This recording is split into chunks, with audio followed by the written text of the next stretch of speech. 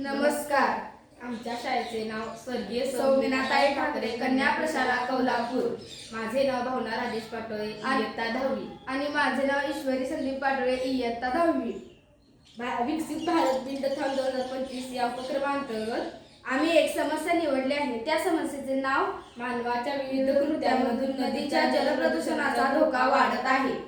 आम्ही या ठिकाणी 2 चंचुपात्रे घेतली आहेत. त्यातील हे शुद्ध पाणी व हे नदीतील दूषित झालेले पाणी याविषयी आम्ही माहिती घेऊया.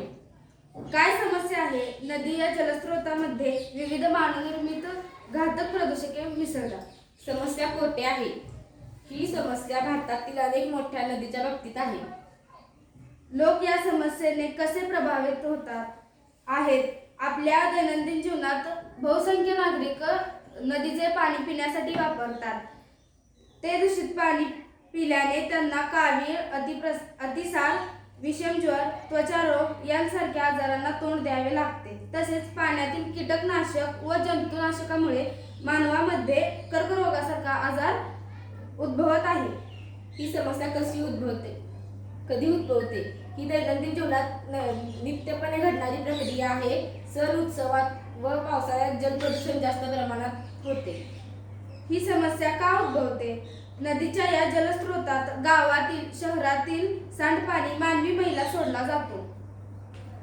पाणी आपल्या जीवनासाठी आवश्यक घटक असला तरी शेती या व्यवसायामुळे रासायनिक खते, कीटकनाशके, तणनाशके, जंतुनाशके पाण्याबरोबर वाहत जाऊन नदीपात्रात मोठ्या प्रमाणात मिसळतात.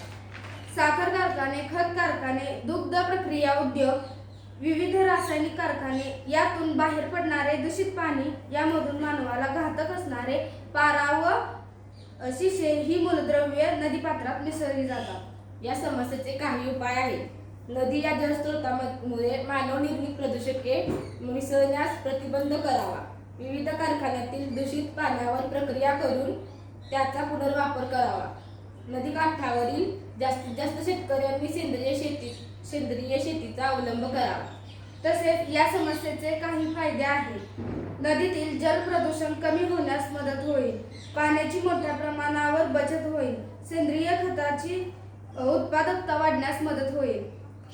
या समस्येचे काही तोटे आहेत. नदीकाठच्या शेतजमिनीचे प्रदूषण मोठ्या प्रमाणावर होईल. पाण्याची पुनर्वापराच्या प्रक्रियेचा आर्थिक खर्च वाढेल व पाण्याची गुणवत्ता ढासळेल.